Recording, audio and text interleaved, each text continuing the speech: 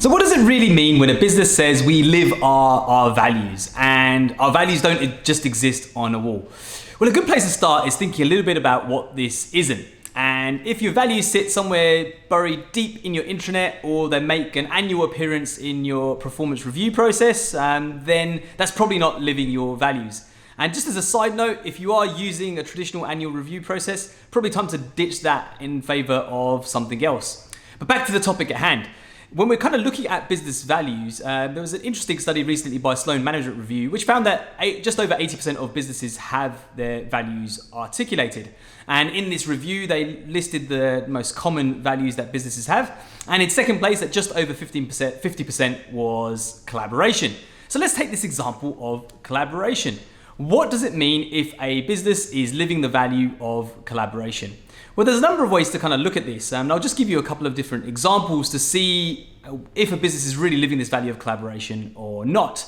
We'll start with kind of reward and recognition. And the question is then, what is reward and recognized in the business? Is it collaboration or is it individualistic behavior? And a common mistake I see here is that a business may say they value collaboration, but then all the reward and recognition programs, all the incentives, all the bonuses are all based on individual performance. So that's probably not living the value of collaboration. Next, it's worthwhile looking at something like team meetings and how people behave in team meetings. And if team meetings are all about efficiency and one-way transfer of information and where the loudest voice wins, versus, a scenario where team meetings are about people coming together, genuinely sharing ideas, generally hearing different ways of thinking and different opinions. Well, that latter example is collaboration. If most of your meetings are about a one-way transfer of information and it's all about packing in as many meetings as you can into a day and not giving enough room and time to breathe and process information, probably not looking at collaboration as a value that's lived. So there's just a couple of examples, and you can probably see from these examples that living your values is actually really difficult. If you're really living your values, they need to be infused through absolutely everything you do as a business. And therefore, unsurprisingly, if we look at that Sloan Management Review study, they looked at the correlation between what a business says their values are and essentially do they live those values and do they behave in a way which aligns with that values, and they found very little correlation between the two. So most businesses aren't living their values. So how can you really avoid this trap, and how can you be a business that does operate with your values and work in line with your values and really live your values?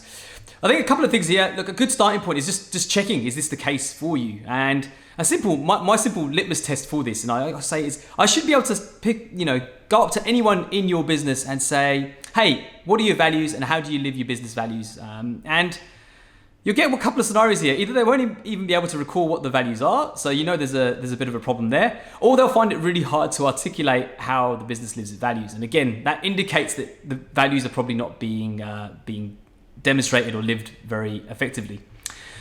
Next up, I tend to say, look, one of the things you want to do with your values is really bring some personality to them.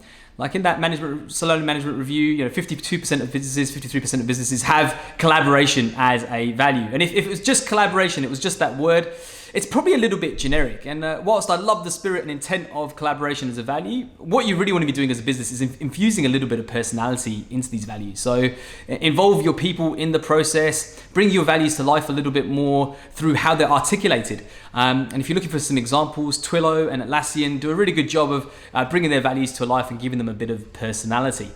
And then lastly, it can seem really big. It's like, I've got to think about all my practices and processes. Basically start small. Pick a process, pick a practice. Like let's say you start with kind of recognition or communication. Look at that practice and look at how you can change your practices to better infuse your values through those processes. And it's a step-by-step process. You'll pick that process, you then pick the next process, infusing your values, and before you know it, a lot of what you're doing will align well with what your articulated values are, and you'll be living your values better as a business. So ultimately, look, living your values, it's a lot harder than it sounds, but it is a case of paying conscious attention to what your values are and thinking about how you can infuse these values through your business processes in order to better live them.